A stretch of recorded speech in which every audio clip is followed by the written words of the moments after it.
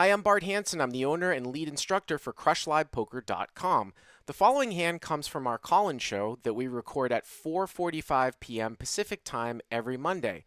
If you want to call in your hand, check out the instructions in the video description. Okay, yeah, so I have a hand for you from the Bellagio, a 10-20 game.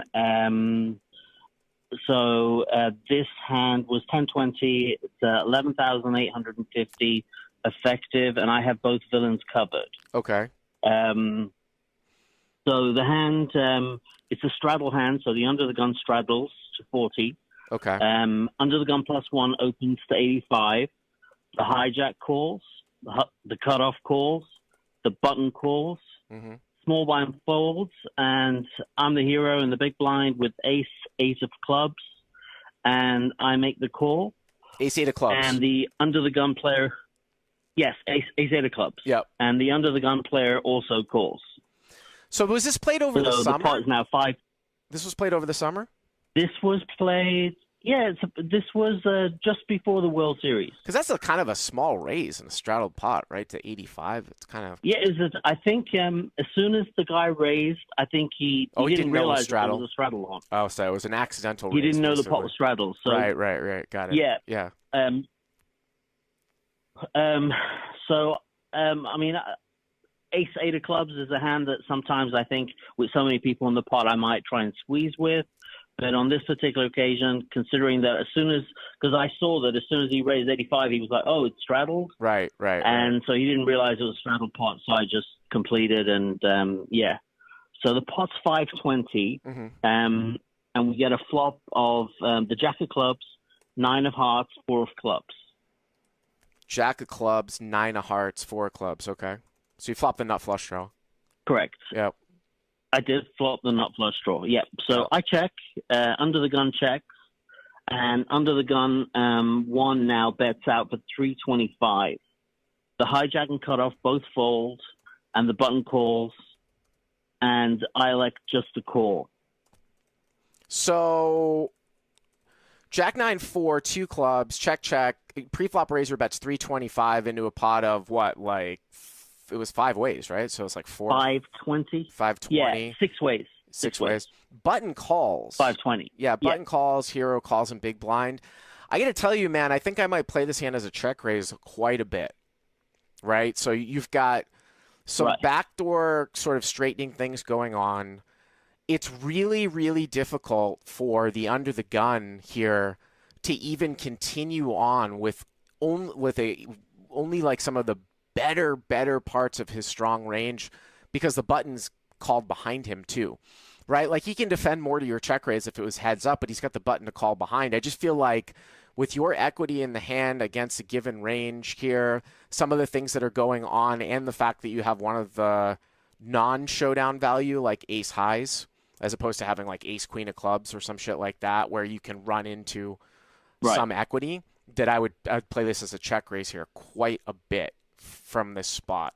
But okay, you call. Like I think I would check raise here like a lot. Yeah, I mean, obviously, check raising is one. Actually, my question in regards to the check raise was predominantly on the turn, because really on the flop, I just felt like with having the nut flush draw here, I'd rather as many people as possible call. Because if I do hit my flush, but there was only somebody. There was only one guy to your left, though, right, in between you and the pre-flop raiser. Is that right? Just the straddle. There was just the under the gun. There was just the under the gun player left. Right. So, I mean, I understand what you're saying. That when you get into a situation where, like, maybe like if the pre-flop raiser bet and you were called and there were 4 people left to act behind you. But here you already have a couple of folds in between. So anyways, okay. So now the pot is like what? Somewhere around 1,500-ish, right? Something like that. 1485, I think it was. Yeah. Okay. Yep. And we go to the turn. The turn comes the 2 of clubs. So we have the nuts here. Okay. I check again. Under the gun 1 now checks. Yep. And now the button leads out for $1,200. So this is where my main question is. I was thinking that if he was going to bet 50-60% pot, I would have check raised here. Uh-huh. But when he bet so big, he bet 1,200. He bet almost sort of 85% pot, 80% pot. I just thought, I'm just going to call and let the guy behind me, if he has anything, let him call as well. Well, would you check raise here? Do you think it's better to play as a check raise, or? Well, I mean, I understand what you're talking about, right? Because it's such a gross sort of bet, right? Like it's a large bet, and right. You know, you would think that if he's betting for value with a smaller flush, he's going to bet again at the end. I mean, there's a couple things going on here too.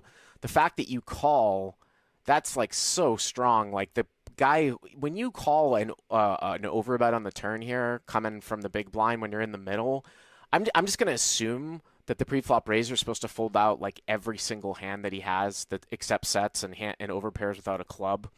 Like kings with a club in it maybe continues on. Right, you have the ace of clubs in your hand, right, and sets, and I think they're supposed to just fold out everything. So I don't think that he's that much of a consideration, really. So it's more about. I did forget to mention at the beginning of the call. I did forget to mention these guys. These two villains had both been drinking. They were quite tipsy. They were playing pretty much. They were super active. So they were playing everything. I mean, I saw them, show down with king 3 of spades or crap like that. So they were just playing absolutely everything. They're like, this wasn't your normal competent player that was at the table who you could sort of put him on a specific range. You know what I mean? It was just kind of. I mean, listen, like I'm going to give you the reason. I'm going to tell you that you're supposed to fast play way more often from out of position here. Fair enough. And that you are supposed to raise here quite a bit. If not, I think you're probably supposed to raise here more than call. At this stack depth and from out of position, I can get on board with calling here too. I just hate to leave money on the table. Like if you made this like say 3,500 or 4,000, and you could stack these guys, and some crazy shit happens where you don't get the money in, as opposed to because you have the ace of clubs in your hand. That means that like. The other guy can't be running that bluff, right? Do you see what I'm saying? Like, if you wanted to balance this with a call, then maybe you have the king high flush draw and you call, and you raise the ace high flush draw. Do you see what I'm saying? Like, because he can't have the ace of clubs to run this bluff because you have it. So when he bets 1,200 and you call, unless the guy is fucking out of his mind, he's got to start to think that you might be sandbagging something, which it would be a disaster if somehow he checked back like a flush. Then again, some people might say he might fold to a check raise, but that's my thinking. But anyways, you call, right? You call. Yep, I called. Yeah. The river comes to jack. So did the other guy fold? So by the way, paired. Did the other guy fold? So the button bet 1,200. Right. I called, and the under the gun one player also called. Wow, +1 called? Oh my god. +1 called, yeah. So now we're 3 ways to the river. And now the river is, so the pot's like 41-20. The jack something of like hearts. That, right? Pot's 40. No, the pot is actually the more. The pot's 5,080 something. 5,085, I think it was. Okay. Jack of hearts at the end, so that's not really a great card for Jack you. Jack of hearts at the end. Yeah. Yeah, not a great card. So I started going into check call mode. I thought I'm going to just check and let them bet, and then I'm going to call. And this is when the hand got really, really kind of crazy because I check. Under the gun now leads out for 2250. Okay. And the button jams to 10,240. And I'm in the process of just thinking what I'm going to do. And before I get a chance to, act at all, now the under the gun one player goes in for the remaining 4,600 that he's got left. He just moves his money in. So you're saying at which point so you're saying that in this dynamic, you check the +1 guy who overcalled the big bet on the turn bets 2250. The button jams, and now the guy who bet the river puts all his money in out of turn. Right? Is that right? Correct. I mean, then I would think that this is a pretty easy fold. Then. You know what I mean? Like I would think that you almost have to fold, right? I mean, you got more information that you're not supposed to have, right? This is the question I wanted to ask you. I wanted to say, let's ignore the fact that, taking into account that these are crazy players, let's ignore the fact that the guy gives me extra information by putting his money in the pot. But without that information, if he had acted incorrectly, would you ever think of calling off $10,000 here with the nut flush draw?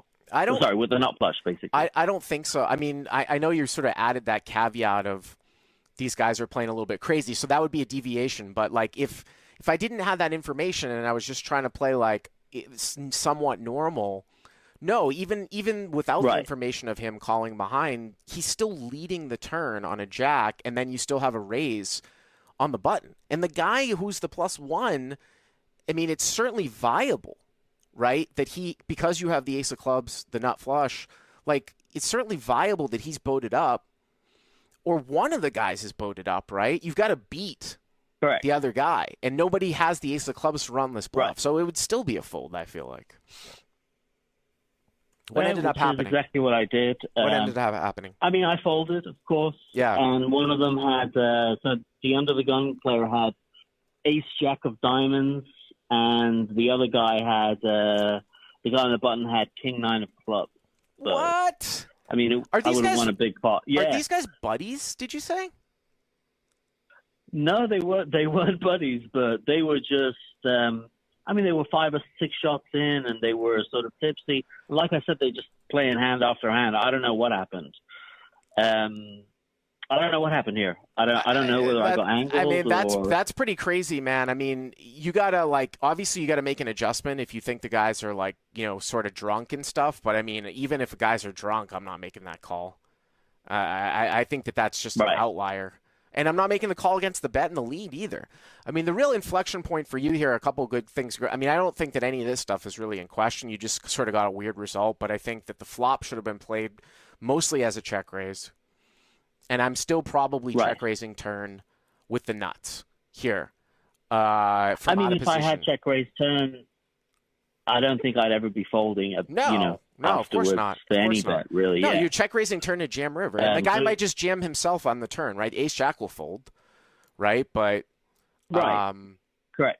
And what is ace jack of diamonds doing overcalling the turn anyways? I have honestly thought I have no idea. Like I said, it was just one of those crazy hands where when he showed down, I was sure that he had a boat. I mean, the first card that he showed was a jack. I was like, all right, so it was a good fold. And then he turned over the ace of diamonds. I was just like, what?